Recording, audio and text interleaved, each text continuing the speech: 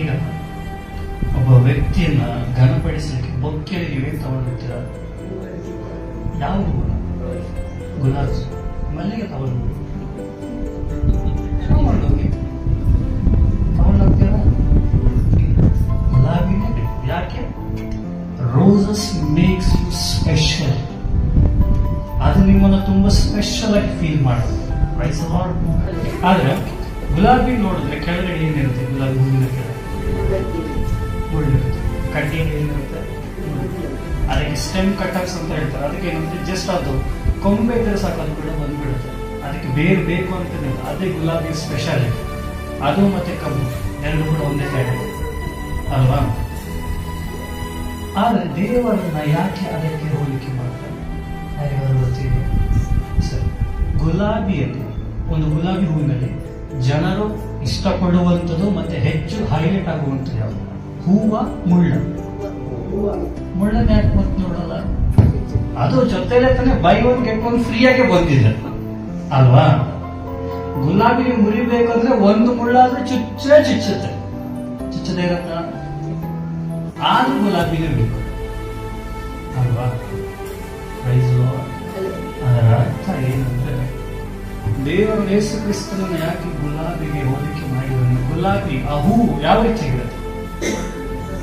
Fragrance ಯಾವ ರೀತಿ? ಅದರ ವಾಸನೆ ಎಷ್ಟು ಮಧುರವಾಗಿರುತ್ತೆ ಮತ್ತು ಅದನ್ನು ನೋಡುವಾಗ ಎಷ್ಟು ಖುಷಿ ಆಗತ್ತೆ ಅಲ್ವಾ? ಅದನ್ನ ಇನ್ನೊಬ್ರಿಗೆ ಕೊಡುವಾಗ ಅಷ್ಟು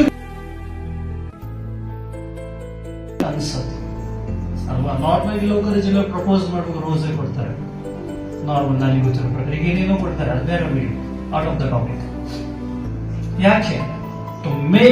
to feel some person very special. ವ್ಯಕ್ತಿಯನ್ನ ತುಂಬಾ ಇಂಪಾರ್ಟೆಂಟ್, ಮುಖ್ಯವಾಗಿ ತೋರ್ಪಡಿಸೋದಕ್ಕೋಸ್ಕರ ಏನ್ ಮಾಡ್ತಾರೆ? ಗುಲಾಬಿ ಕೊಡ್ತಾರೆ. ಅದರಲ್ಲಿ ಅಡಗಿರುವಂತಹ ಸಂಗತಿ ಏನಂದ್ರೆ, ಮುಳ್ಳುಗಳು ಏನನ್ನು ತೋರಿಸ್ತಂದ್ರೆ, ನಾನು ನೀನು ಅನುಭವಿಸಬೇಕಾದ ಶಿಕ್ಷೆಯನ್ನ ಕ್ರಿಸ್ತನು ತನ್ನ ತಲೆಯ ಮೇಲೆ ಮುಳ್ಳಿನ ಕಿರೀಟವನ್ನು ಧರಿಸಿಕೊಂಡು ಗುಲಾಬಿಯಂತಹ ಜೀವಿತವನ್ನ ನಮಗಾಗಿ ಕೊಡಲು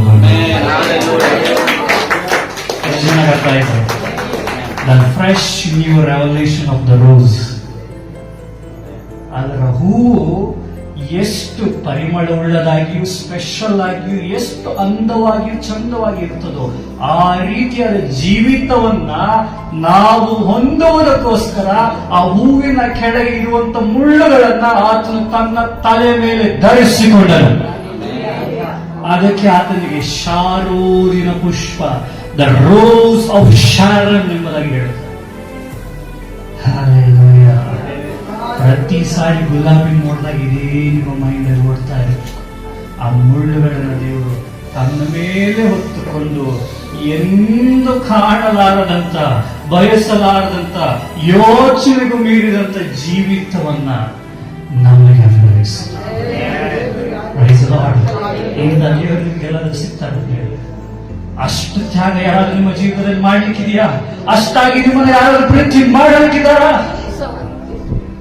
ನಿನಗಾಗಿ, ಕೇವಲ ನಿನಗಾಗಿ ಎಲ್ಲವನ್ನು ಮಾಡಿ ಮುಗಿಸಿದ ದೇವರು ನಿನ್ನ ಅನಾಥನಾಗಿ ಬಿಡ್ತಾನ?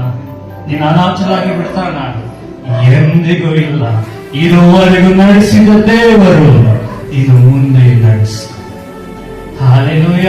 ದೇವರು ಇವತ್ತು ಮಾತನಾಡಿದ ಪ್ರಕಾರ ಮರಣವನ್ನು ಶಾಶ್ವತವಾಗಿ ಅದನ್ನು ನಿರ್ಮೂಲ ಮಾಡುವಂತ, ನಿಮ್ಮ ಮಕ್ಕಳ ಮೇಲೆ ಅರಿವು ಕಣ್ಣೀರನ್ನು ಹೊರಿಸುವ, ತನ್ನ ಪ್ರಜೆಗೆ ಆದಂತ ಅವಮಾನವನ್ನ ಭೂಮಂಡಲದಿಂದಲೇ ತೆಗೆದುಹಾಕು.